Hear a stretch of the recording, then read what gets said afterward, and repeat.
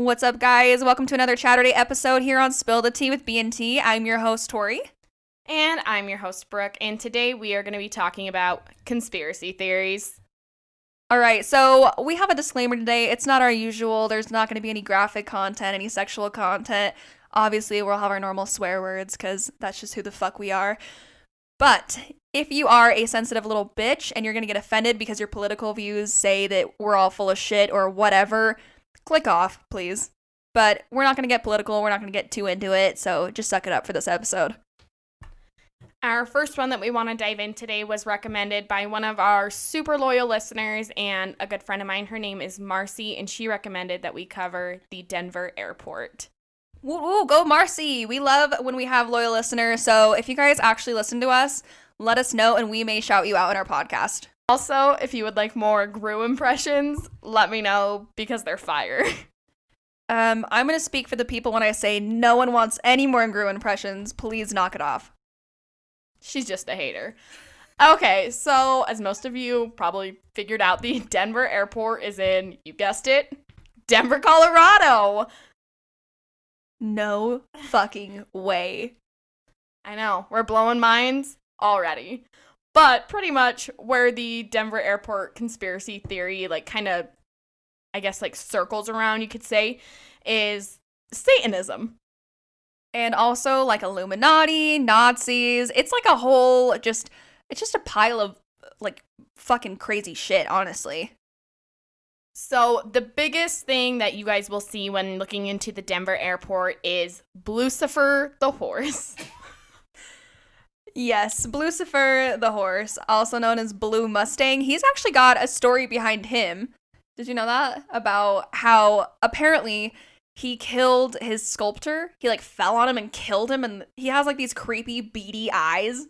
They literally glow red in the middle of the night, and if that's not enough to be don't like that, I don't know what is.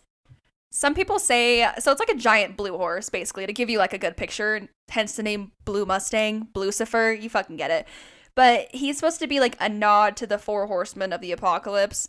So apparently that's the reason for the conspiracy behind it. But so when they were even building this airport, they were $2 billion over budget, and people were like, that's fucking unnecessary. Why? I guess people were shocked by how much this costs, and they were like, it doesn't make sense. Yeah, so when they were going super over budget, even the builders or people who were, in order of getting the airport built, they were telling the owners of the airport, Denver, Colorado themselves, they were like, hey, we're way over budget.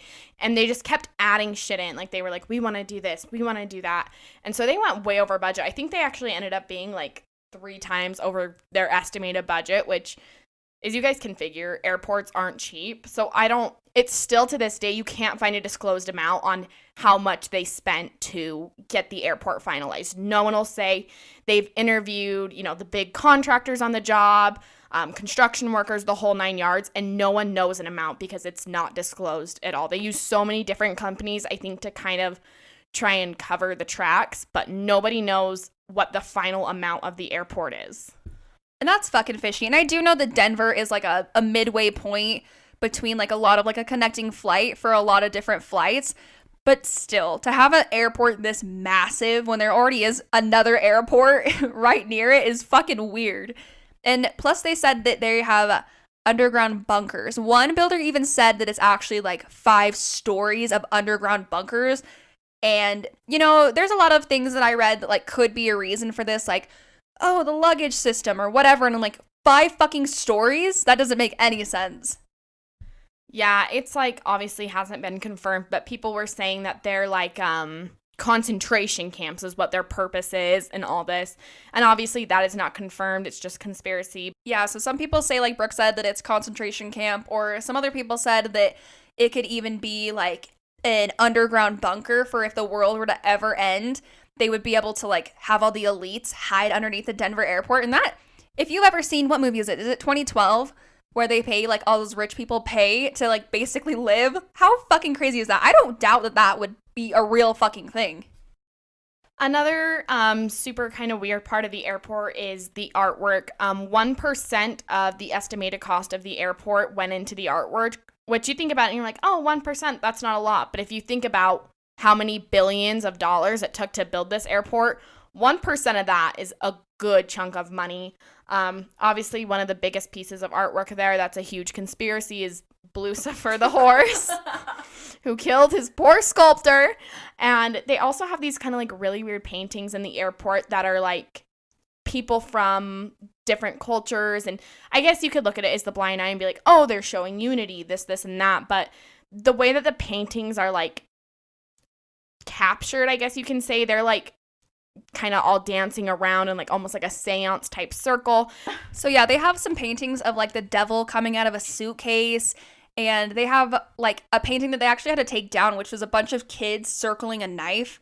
And they had another one that looked like a Nazi like dressed up in one of the paintings. And there's just a lot of really fucking weird paintings like that are still up right now. Like the Satan coming out of a suitcase in an airport, like that just seems really odd, to say the least. They're just like, all the paintings seem to be themed around like genocide or death or apocalyptic matter, and it just doesn't make sense. Like, Tori and I are kind of scrolling through looking at them right now, and it just doesn't make sense. Like, if I was going to an airport, why I would be looking at anything that had to do with Nazis anywhere like that. Like Denver, Colorado, what is the need of it? Well, and they have gargoyles placed at the baggage claim to protect the traveler's luggage. How weird is that? Like, I just couldn't imagine, like, coming from, like, a different country and landing in Denver and being like, what the fuck is going on here? Where did I end up? Yeah, it's just super weird. If you guys get some free time to, like, kind of go and scroll through and look through, like, the pictures and stuff. Some of them have been removed, but like Tori said, a lot of them are still up and they just make no sense. Another big thing is the way that the airport is laid out. Like, if you look at it from, like, a aerial view, is that what it's called? Like, an overhead view. It's just, like, it looks like a maze. Like, it looks like they almost don't want you to get out. And especially, like, if mass chaos for some reason erupted, there would be no way you would easily get in and out. My fiance, he flies a lot, and he always says, like, I hate if I ever have a connecting flight in Denver because it's a nightmare. The way the airport is laid out is a nightmare. The whole thing is just, like, it's almost, like, built off of confusion. And to add to, like, all the Nazi propaganda they have there and, like, all the Nazi conspiracy they have there is actually, if you look at their runway, it's shaped like a swastika. And when they were asked about it, because people were like, what is this? They said, oh, well, it makes it so you can have different flights leave at the same time, which makes sense. But there are other airports that are shaped in ways to do that aren't shaped like a swastika. And they said, oh, it's supposed to be a pinwheel. I don't know if I buy it. Another thing is, too, that they have barbed wire on their fences facing inwards. Not outwards, so no one can climb the fence and get into the airport. It's inwards, so you can't get out of it. And there's really never been a clear answer why it was shaped that way, but people say that it's, like, supposed to be used as a prison or a concentration camp because obviously the 5 stories of underground bunkers, and why else would you have barbed wire facing inwards? There's no point. I could see if it was outwards because you're not wanting people to get in and out without flights, like obviously like to protect against terrorism or whatever, you know, but there is no reason to have it facing inwards. Not at all. Yeah, I mean, I guess people have like the 3 different theories, like whether you think it has to do with Nazis or whether you think it has to do with the Illuminati, because like people said, you know, the elites having like a place under the airport to meet up if the world ends, and that goes hand in hand with like the 3rd conspiracy. Is it to do with the end of the world? Is that why they have this giant horse to symbolize the 4 horsemen of the apocalypse? You know, there's a lot of different theories, honestly. It's also been speculated that Denver is going to be the next, it's code worded Area 52. It's actually kind of funny because the airport actually does have like a good sense of humor. They hold the entire month of, I think it's October, they hold like contests for like the best conspiracy costumes and like the best conspiracy artwork, and they dedicate like the whole month to just conspiracy theories. So they have like a good sense of humor, but it almost makes you wonder if they're making it into a joke to make people be like, oh, ha, ha, ha, you know, the conspiracies around Denver Airport, and like trying to deflect from the fact that it's serious by making it funny. So with our next one, I'm going to start it off with, why'd you have to go and make things so complicated? I see the way you're acting like you're somebody else has me frustrated. And if you don't know who that is, A, you're uncultured. B, Avril fucking Lavigne, other known as Melissa. Bum, bum, bum. Did everyone else have a Avril Lavigne phase? To this day, I still jam out in my car and I'm like, he was a skater boy. And Zach's like, okay, you've listened to that song 8,000 times. Can you please shut up?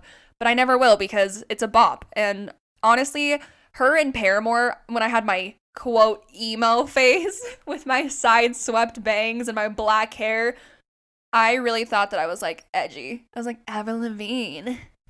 You didn't like have your headphones in, walking with your iPod shuffle, listening to Avril, thinking how you hate your parents and you're gonna run away. Or are you normal? Yeah, no, I'm not even kidding you. I remember jamming out to Avril Lavigne, and my entire wardrobe at that time was different colored Gen X tank tops with an Aeropostale jacket, so I didn't break school dress code. I'd wear like my Aeropostale jacket over and then Converse. I wore Converse every day. I had like 3 pairs so that I could swap them. But did you have the knee-high Converse? Because I did. Honestly, once again, I was not that cool. And the Hello Kitty shirts from Hot Topic. My parents at one point, literally, I used to, you know when you use mascara and there's like the glob at the end? I used to use that as eyeliner. So my parents got sick of me leaving the house looking like a fucking clown. So they took it away. They were like, no, you're grounded from makeup. So I would I didn't have a phone. So I would iPod message my friends on my Kik and be like, bring your mascara. I got grounded. I love that. I remember I used to do like just pencil eyeliner on the top and bottom, just in like a circle to make my eye look like a butthole, you know, just perfectly. So yes, back to Avril Lavigne and not how Tori and I thought we were cool. I'm sure a lot of you have heard this because when Tori and I talked about doing conspiracy theories, the first one I was like, Avril Lavigne! Fans believe that Avril Lavigne died in 2003 and was replaced by a stunt double named Melissa. And if you guys are on TikTok, you'll see, like, there'll be clips of Avril Lavigne and people will be like, nice try, Melissa. Yeah, so they say that this came to light because she had the word Melissa written on her hand in 2004. And I guess, like, what they claim happened was she was getting, like, too much fame and it was too much for her to handle. And so they were like, yeah, we'll just replace her with a body double. I think they said that she tried to commit suicide. Yeah, they said that she, like, tried to commit suicide and then that they had left clues in songs such as Slipped Away, in which the lyrics are, the day you slipped away was the day I found it won't be the same. So basically she's saying she was indeed replaced by a stunt double. Honestly, I don't know how much I believe this, but I am a big conspiracy theory junkie, so part of me can't deny it, honestly, because, I mean, she does look a little different. If you look at, like, side-by-side pictures of her, either she had plastic surgery or she's fake. Which it isn't uncommon to have plastic surgery, especially when you have millions and billions of freaking dollars. But it's just, like, they say, like, her actions changed. Like, she kind of went from writing, like, these emo-y, emotional songs to, like, much more upbeat songs. Like the, hey, you, I don't like your girlfriend. Like, much more thank you. Much more upbeat from the, like, bummer, like, chill out, what you yelling for, and kind of stuff like that. Yeah, no, I noticed that too. If you listen to Here's to Never Growing Up, like, it's still like a deeper kind of song, but it's so much more like boppy poppy, and I feel like the transition was so quick. Like, some stars will get from like Taylor Swift, she moved from country to pop, but like it was kind of like a slow transition from country to country poppy to like pop. And Avril was like, one day she's like, I'm a moody bitch, never mind. Get your beatbox out. Let's dance. Yeah, and I mean, it's always like a conspiracy theory that, you know, people are being replaced by stunt doubles or being controlled. Like, once again, if you guys are on TikTok, because I have nothing else to do with my adult life than sit on an app that was made for 14-year-olds. But, you know, they say, like, Britney's being controlled and Howie Mandel, like, all these different things. So, like Tori said, I don't know how much I believe of it. Yeah, and honestly, like, the Britney Spears thing, I totally believe. Like, I fully believe it because, one, let's go back to 2007. Let's rewind this bitch. All right? And I will never forget the year 2007. I'm pretty sure Hannah Montana had just become big. I remember it. I was 10 years old, all right? Let's make the noise. You know, like the twinkle, just being, like, flashback time. So 2007, Britney shaves her fucking head. Hannah Montana's getting big. I'm having an inner conflict, like, what's going on? So I honestly think from then on, and it makes a lot of sense if you look from now back then, because they said that she like had to feel like she can control something. That's why she shaved her head. And I totally believe that. And if you think about it, like, there's even deeper conspiracy theories saying, like, if you don't feed into, like, there's like a whole thing about like Pizzagate. We're not even gonna fucking dive into that because there's just so much to it. But there's like a whole thing saying, like, you can only be big if you agree to promote these ideas, these topics. And honestly, like, I could see that in a way, you know, in all media. I can see them saying, you can't say that, you have to say this. Like, and so I can totally see that Britney, and they said her voice changed too, like her voice to her singing voice. There's always been that theory about her being replaced or being controlled. How could you not go into a mental breakdown? You know, if you're having to deal with that pressure at the age of 16 or whatever. And also, like, they say, if you guys have seen the conspiracy theory about, like, Beyonce and Katy Perry, like, selling their souls to the Illuminati or to the devil for fame, and, like, how in a bunch of Katy Perry's music videos, like, there's a bunch of, like, hidden Illuminati signs, and in Beyonce's it's the same thing, and she even mentions Illuminati in a couple of her songs. So I'm not saying it's too far off from the truth, because I could definitely see it. I mean, the things you do for fame, I mean, I would do some weird shit for $20. So that's all I gotta say. Britney Spears, her sister, got knocked up. She had to carry the family. Jamie Lynn, Zoe 101. Jamie Lynn, you really disappointed us all. And as a teen mom to a teen mom, you should have held it in. You should have held that baby in, finished out that season, let us know what happened with you and Chase, and then we could have all been satisfied. But you couldn't do that for us, and that's what hurts the most. But no, like, if you go back, like, Britney's been famous since she was on, like, it was like this Mickey Mouse Clubhouse. Not that, but it's the Mickey Mouse Club or whatever on Disney. Barney, wasn't it? No, it was like... Oh, that was Selena Gomez. Yeah. But no, so she was on that with Justin Timberlake. They dated. She had this very, like, virgin image, like, I'm wearing a purity ring, like the Jonas Brothers did when they were on Disney. They all had purity rings. Purity rings. And then Justin Timberlake was like, nah, I hooked up with her, my pee-pee inside of her. And then her image changed completely because they were like, all right, we gotta revamp this shit. She can no longer be this good virgin girl. And next thing you know, she's all, I'm a slave for you with a python and in a bikini, strutting her hips don't lie, like fucking shaking that ass. And that's, I 100% don't think that overnight she was like, I'm a good virgin girl to let me shake these fucking hips. I don't think so. And so I think, you know, as much as you don't believe the theory that they were replaced or whatever, you probably might believe the theory that the media controls a lot more than what you really think they do. All right, and our next one we are going to be getting into is the Bermuda Triangle. Alrighty, so the Bermuda Triangle is also known. Alrighty. This is my 2-week resignation. Oh. Okay, so the Bermuda Triangle is also known as the Devil's Triangle, and is also claimed to be the most mysterious place on Earth. The Bermuda Triangle is located in the southern coast of the U.S. in the Atlantic Ocean, between Bermuda, Florida, and Puerto Rico. So, what the fuck is up there? Why do we give a shit? Well, it's a triangle of fucking death. That's why. If you've never heard the Bermuda Triangle, you're Patrick Star, you're living under a rock. That's my only explanation for you. So basically what happens is anybody that travels... I bit my lip during that saying. That's why I said 12.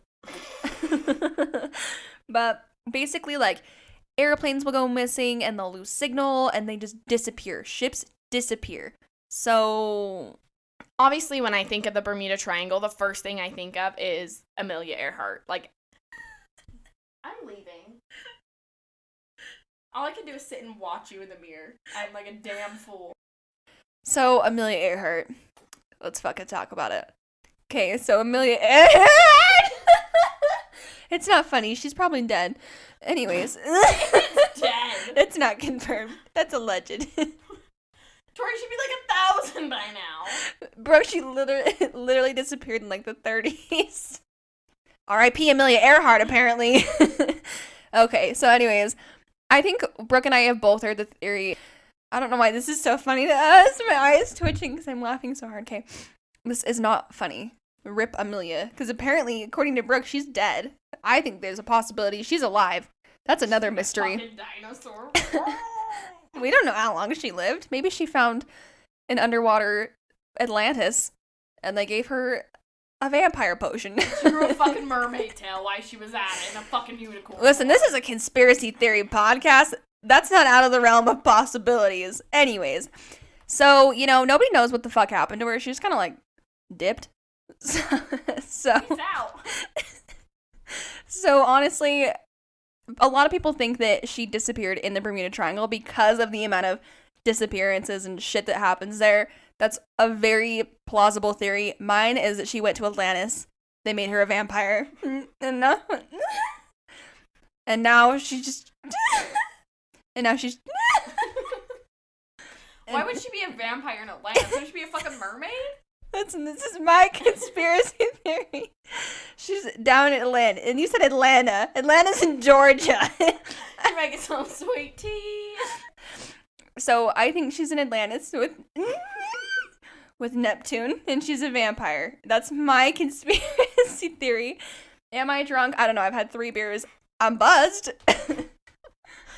Anyways, there's a lot more disappearances and theories that feed into the Bermuda Triangle other than just Amelia Earhart. The most recent one being in 2019 with 7 deaths.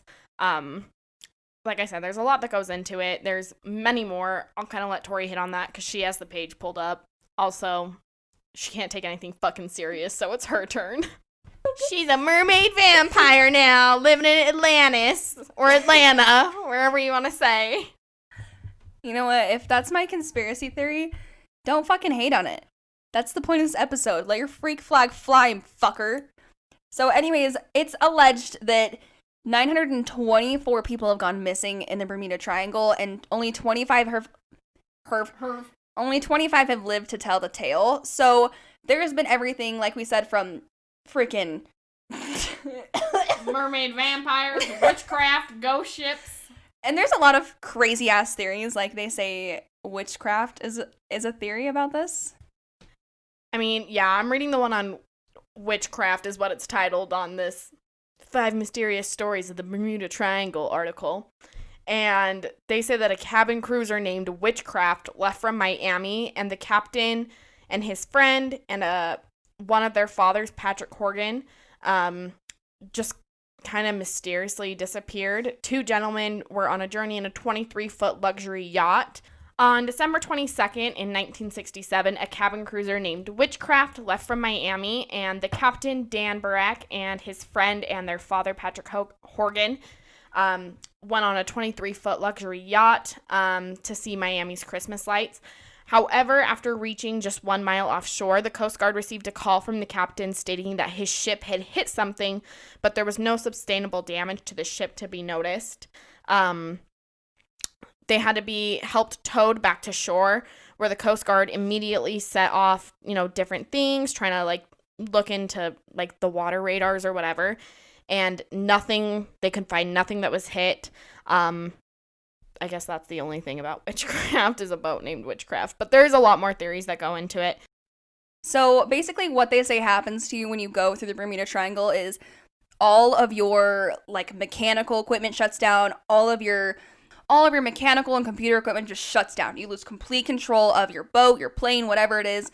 And there's actually a story, and this girl made a website called BermudaTriangleSurvivor.com/theflight if you want to read her full story. Basically, she said she lost control of her plane. She was just flying over it. She couldn't see she couldn't see if she was up, down. There was a bunch of fog. She had no idea where she was at. She had no idea what direction she was going. So basically what had happened is she had to land in the water. So she lost complete control of what she was doing, and she couldn't radio for help because, like I said, all of your computer equipment completely goes off. So ships will describe as entering this thick fog. So they just have no clue, and they enter this thick fog, and then everything stops working, and basically you're shit out of luck, and you're in this fog with no help, all by your fucking self in the middle of the ocean. And that's, like Tori said, what most of the stories say. And it's not just ships. It's, whole ass airplanes, you guys. if you've ever been on a plane, you know how big those things are. And even the private planes, they're still bigger than a car. And they just go fucking missing. It's also cruise ships. Like, gigantic cruise ships say that they, like, won't even go in the Bermuda Triangle. Like, they will not go. People actually, like, avoid it. There are certain aircraft carriers, and basically any big aircraft line will not travel through the Bermuda Triangle because of the 900 disappearances there's been. And it's not like they find these people later washed up in the shore or something. They're gone. They're gone, never to be seen again. Not only are the people gone, but like I said, whole ass ships, planes, I mean, you name it, and they're gone. I mean, that just can't make any sense to me other than they're living in Atlantis and they are now mermaid vampires, all just starting their own little colony underwater, like Tori said. Haters gonna hate. So, what actually is the possible theories besides mermaid vampires? Very plausible in my opinion. So they say that it's part the weather patterns. So they say that there's a thick fog that happens, which we already told you about. So basically they say that the ocean along with the fog is so rough and so rocky, and then there's winds of up to 125 miles an hour. So you can imagine what kind of waves they're experiencing at 125 mile an hour winds, and especially planes, like navigating in that high of wind. Usually they don't fly planes in that much wind. They'll usually say no flights. Another idea is some people think that there's like an underwater tornado. Is it Amelia Earhart from Atlantis? We may never know. People think is the most plausible for all of the crazy shit happening to computers, because waves can't mess up your computer system. Neither can underwater tornadoes if you're in a plane. Neither can just fog or wind. So they think it's methane gas. So the Arctic University of Norway actually said that they discovered giant craters underneath the Bermuda Triangle, and they think that this methane gas releases, and it basically shuts down your whole system. And so they think that that might be a giant reason why, you know, that their systems break down, which makes sense why, of course, if your computer system breaks down, like we said, and you're in the middle of the ocean, you're pretty much fucked. But I think none of that really makes sense unless you have your methane gas in an underwater tornado sucking up all of the things getting lost, because they haven't found any of these things. And I think that's the craziest thing of all, is like, where are they going? Because, you know, things like this always get found. Titanic, found. Unless it's Malaysia Flight 319? Unless it's not Malaysia Flight, then not found. But I don't know, I think that's the craziest thing, is the amount of people that go missing, and the fact that, like, it's not even just a conspiracy theory. Planes do not fly there. Boats do not sail there. Like, cruise ships will never take you through the Bermuda Triangle. And I can't say that I really blame them, because if I were to get on a flight and they're like, hey, we're going to be going through the fucking Bermuda Triangle, I'd be like, cancel my flight with JetBlue. We're going Delta, because y'all are trying to get spooky tonight. But yeah, I mean, it just doesn't make sense. Like Tori said, it's not like they're just not finding missing bodies or, you know, pieces. Like, literally not a single piece of the carnage has been found. If you wreck a boat, you're going to find a piece of it eventually, whether it floats to shore, whether it's, you know, underwater. I mean, they've had extensive searches and nothing has ever been found. So I guess that's my biggest question, is even if there's methane gas, underwater tornadoes, whatever, earthquakes, it still doesn't make sense of where, and it's not even like it's one plane that hasn't been found. Where have all of these gone? Why have we not found any evidence of anything? Because it doesn't make any fucking sense to me. Jeffrey Epstein, bitch.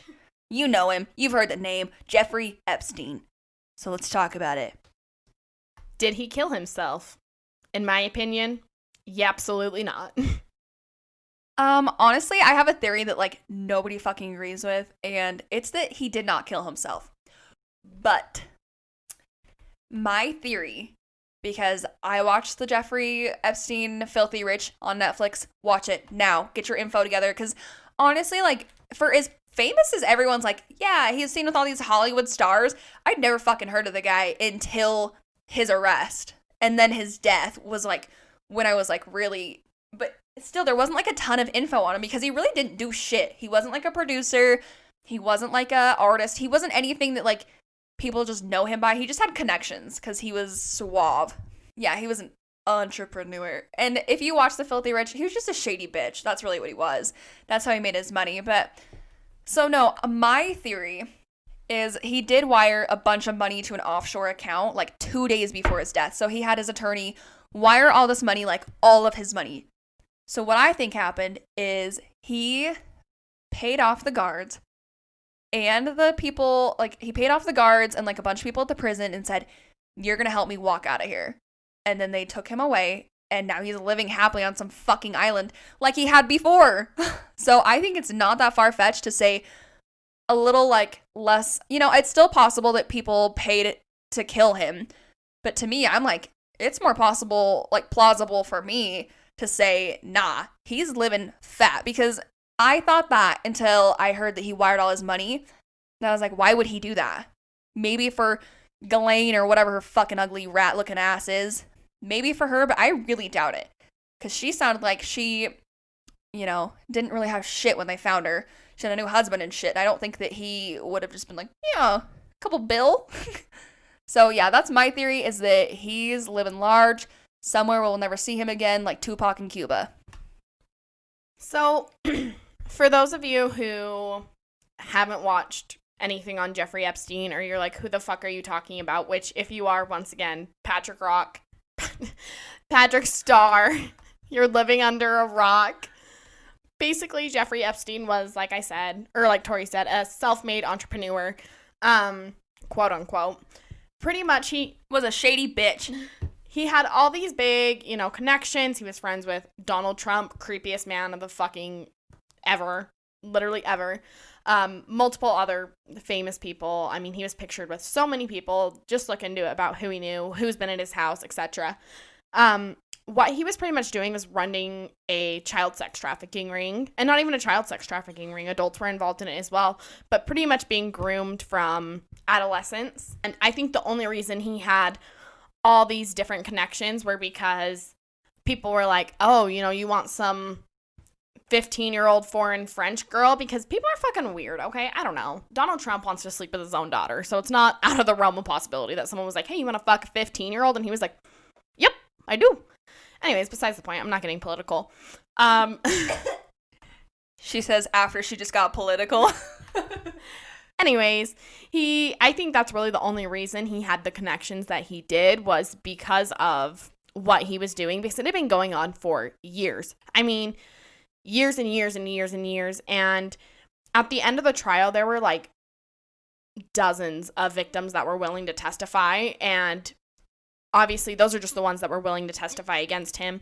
If you had someone who was wanting to take you to court and they had endless power, endless money, etc., that's obviously a terrifying thing to go ahead and walk into and say, yeah, I was, assaulted or was part of this sex trafficking ring. But yes, if you haven't seen it, even if you don't have time to watch the fucking 8 hours of the documentary, get on fucking YouTube, do a quick search. It's not hard to find. I mean, guy's a fucking creep.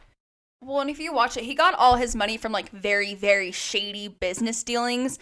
And there was like one old guy that they say possibly could have been his lover, who left like billions of dollars to him and just gave him a fucking house. Was like, here, have this house, have all my money, control my finances, for no reason. And they think it's his lover, but also maybe like this is how he like pulled what he pulled for so long, as he involved Donald Trump, Prince Andrew, Bill Clinton, all allegedly, for all of these, except for Prince Andrew. Let's be honest, that one was highly confirmed by basically Queen Elizabeth herself. So, I mean, yeah, I think that's what happened, is he literally gained all this money by extorting people and blackmailing people, and then used it to take and buy himself an island where he would bring these underage girls and these celebrities like Naomi Campbell, all these big names, and brought them to the island where he would get further blackmail, and then now he's deeper in the hole. And also, I just think it's ironic that he was blackmailing all these people, because when he was arrested, there was an interrogation with an FBI agent where he was blackmailed for having a quote-unquote egg-shaped penis. We're going to play that audio for you right now. Would you raise your right hand, please? Yes. Do you solemnly swear the testimony you're about to give will be the truth, the whole truth, and nothing but the truth, so help you God? Yes, I do. Could you please give us your name? Jeffrey Epstein. Is it true, sir, that you have what's been described as an egg-shaped penis? Form, vague, indefinite, and I'm going to give you the first warning, Mr. Coogan, that these types of questions are not only argumentative, but directed in a manner to embarrass Mr. Epstein. If you continue with this type of question, I will adjourn the deposition immediately. Sir, according to the police department's probable cause affidavit, one witness described your penis as oval-shaped and claimed when erect it was thick towards the bottom but was thin and small towards the head portion and called it egg-shaped. Those are not my words, I apologize. But as Is now adjourned. As Mr. Critton has stated, that this is I'm willing to continue. That rumbling was at the end, in case you guys were wondering. That was him ripping off his mic and leaving because his attorney pretty much said this meeting is now adjourned because of the questions that were being asked. Mr. Epstein, do you have an egg-shaped penis? We'd like to know. I think that's fucking hilarious. So yeah, he pretty much was just a giant child sex trafficker, and like I said, go and watch some of the testimonies from some of the victims. It's crazy, but I agree with Tori. I do not think he killed himself. There's no sense in, I'm sure his wife had access to his accounts. I don't see why she wouldn't. She didn't fucking work, so how is she getting money? She had inheritance, but at the same point, like, what is the purpose of wiring all your money into an offshore account unless you're going to pay someone off?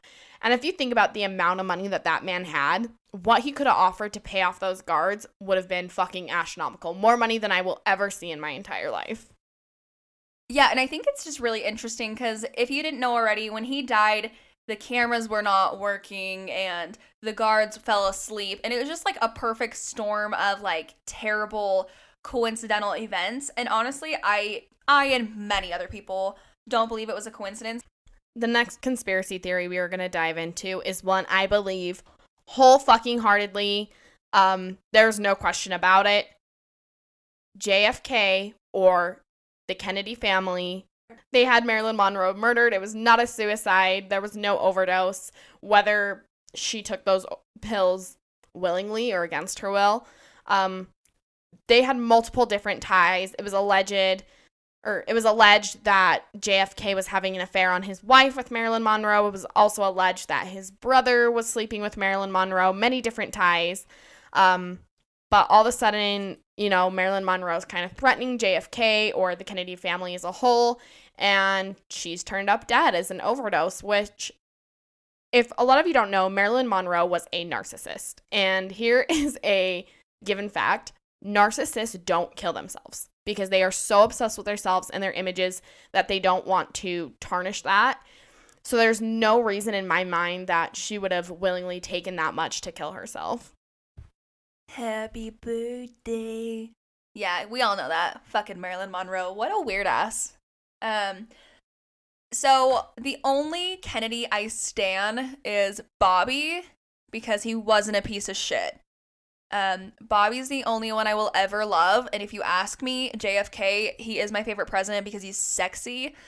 But Bobby, I stan Bobby. Ted Chappaquiddick, we can talk about Chappaquiddick. He's a piece of shit. Fuck Ted Kennedy. We love Bobby.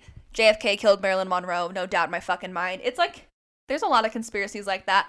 So, like Queen Elizabeth killing Princess Diana, which I wholeheartedly believe that. I think 100%. If you look at it, they didn't even put up the mourning flag.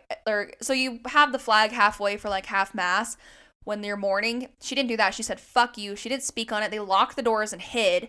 Which, if you think about it, like, William and Harry are inside that house mourning their mother. Why are they, like, keeping it covered up? And it's because she rebelled so much, and I 100% believe that it was a hit. Same with Marilyn Monroe. Shady motherfuckers. And Marilyn Monroe's affair with the Kennedy family, because from what I can see, she was kind of sleeping around with both.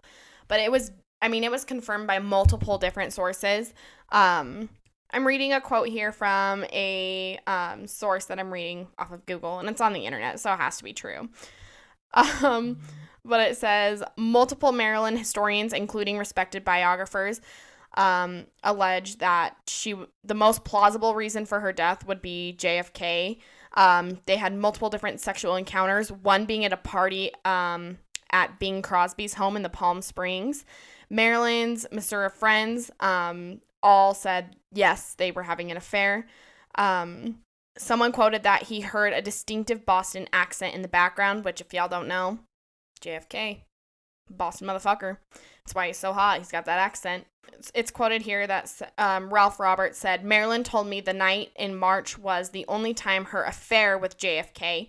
A great many people thought after that weekend there was more to it, but Marilyn gave me the impression it was not a major event for either of them. It happened that once, that weekend, and that was it. But there are multiple different sources saying this was an ongoing affair. And pretty much Marilyn wanted nothing to do with JFK. She didn't want a serious relationship, but she was kind of blackmailing him into certain situations, and he didn't want his wife to find out, so they think that he killed her, which I can fucking see, because two people of very high power, I mean, obviously different forms of power, but fame is a very high source of power, and Jackie Kennedy was a bad bitch, don't even at me. She would kick JFK's ass, she ain't even scared. The fact that he did Jackie that dirty pisses me off more than anything else. Jackie's a fucking queen. So with that being said, that kind of wraps up our episode. Obviously, we highly recommend you guys dig into each theory, do your own research. We just kind of briefly touched on this. We don't want to put out a 3-hour-long episode because, trust me, we could have gotten into Pizzagate and we would have been here all fucking night. And if you guys like this, there are plenty more conspiracy theories for us to dive into. So let us know if you like this topic, because we can do another episode, a part 2, a second to this bitch,